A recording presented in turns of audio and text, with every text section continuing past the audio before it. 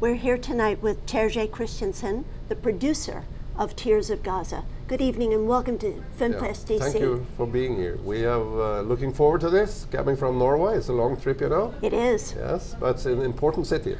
Good, thank you for coming.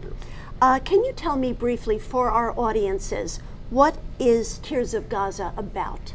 Tears of Gaza is about the war, or not a war actually, it was an attack from the state of Israel on the population of Gaza in the Middle East in the Christmas time of 2008 and into the winter of January 2009.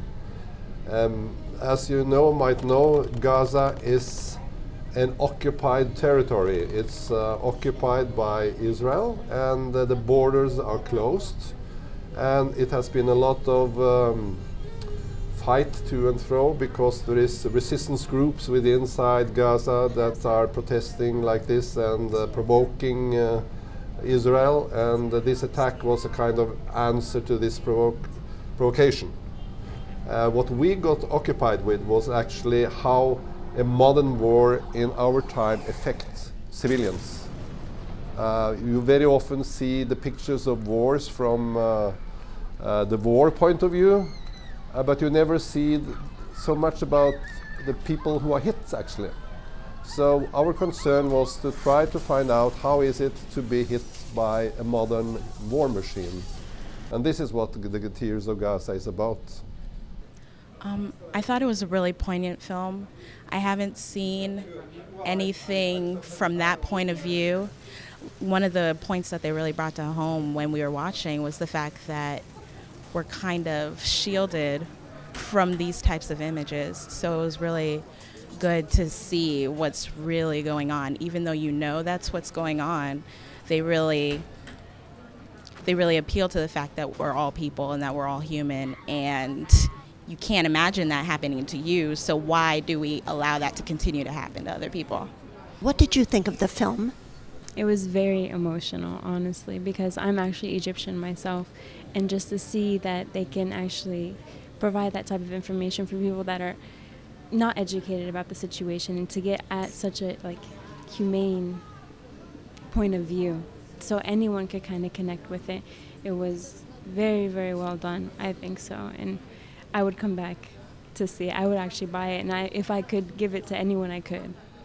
Did you think there was a point in the film that was particularly moving? When they were at the hospital, and there was the father that was like, all my children died. All my children died. Well, I was shocked. It was a film about what humans can do to humans in the 21st century, and it's really shocking.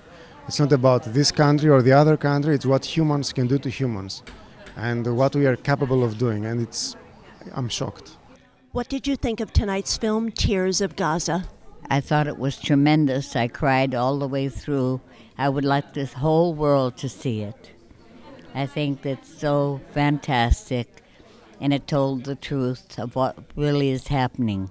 I would like everyone in Israel to see it. Crime After Crime is the documentary about the legal battle to free Deborah Piegler. She was a woman who was connected to the murder of the man who abused her and was sentenced to life in prison for that crime. And 20 years later, two attorneys volunteered to try to get her out of prison. So my film follows their journey as well as telling Deborah's backstory, how she got to be in prison, and the struggle to win her freedom. Debbie was charged with first-degree murder. They basically came to Debbie and said that unless you plead guilty, we will pursue and get the death penalty. If she had been charged appropriately, she would have served a maximum of 6 years in prison. Instead, by the time we took her case, she had already been in for 20 years and been denied release by the parole board twice. Hello, Miss Deborah. Hi. This is not what we normally do. We do land use, real estate, development law. Heck, I can get you zoned to be an airport if that's what you want. But I don't represent inmates. I don't represent people charged with crimes. I don't represent criminals. How do you go about finding hospital records, police records, witnesses from 25 years ago? He lied. He perjured himself on the stand, and the DA's office has kept it secret. You know, that matters under civil litigations. We're not going to discuss that. Free Debbie now! Free Debbie now! The victim's family has no objection to her coming home, so who are you to keep her in there? Get me out of here! A deal is in the works that would have finally set her free, but there may be a snag. If we are able to secure her freedom, then what it says to me is that there is hope. When I first met Deborah Piegler, I did think that her chances for release were very good. In fact, we knew that there was sort of some cooperation brewing with the prosecutor's office, who normally would be, you know, the main opposition to her release. So we felt that her potential for release was very strong. I felt that I had a happy ending kind of in the works for my movie, which would be nice. And things turned out not to be as simple as that. And the battle for her freedom stretched on for a number of years. But really, when I first met Deborah, I was very committed to telling her story because she was such a powerful figure. She had been through hell in terms of the abuse that had happened to her, and at the same time she remained a very uplifting and inspiring person, a real leader and mentor to everyone around her. So it was kind of a no-brainer. She was just so impressive that I was committed from day one.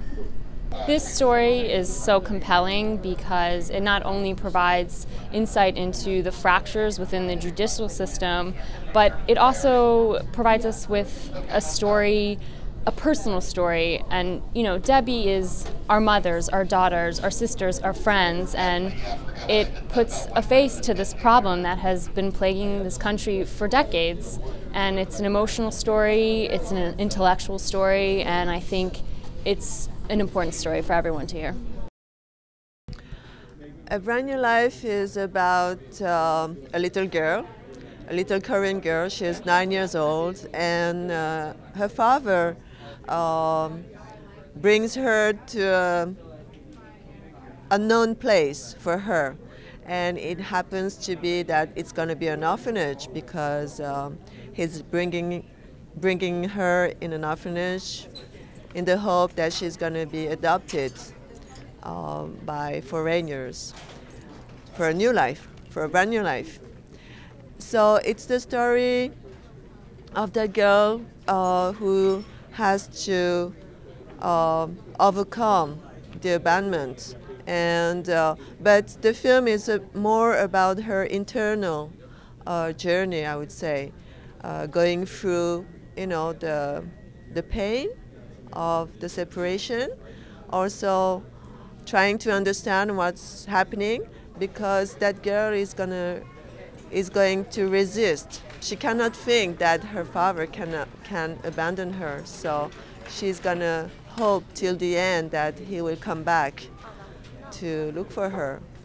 But in the end, she has to accept and realize that her new life is somewhere else. I met her actually maybe 3 weeks before shooting.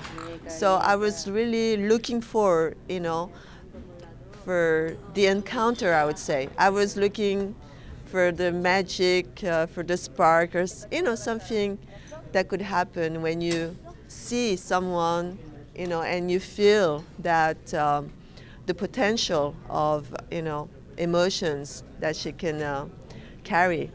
And that little girl, well, I was looking for a child who could be a child, but also who had an intensity in her, and who could understand the sadness and some kind of, I was trying to, in a way, the girl in the film, she gets mature very quickly. In a way, she is almost an adult because of the experience of abandonment. It's a very riveting film, and I like the point of view of the child itself and not the other way around. Most films that I've watched, it's about the orphanage and about how the system works or what happens in an orphanage. But this one was a different point of view, and I liked it very much. Well, I gave it 5 stars. I thought it was searingly painful. I can't say I enjoyed it, but it was just so well made. The director, obviously, this is a part of her background. She was adopted. And there were just several scenes that stay in my mind and just very sensitively done. The girl was fabulous, the young adopted girl. Yeah, and just all in all, it was just very sensitively done. So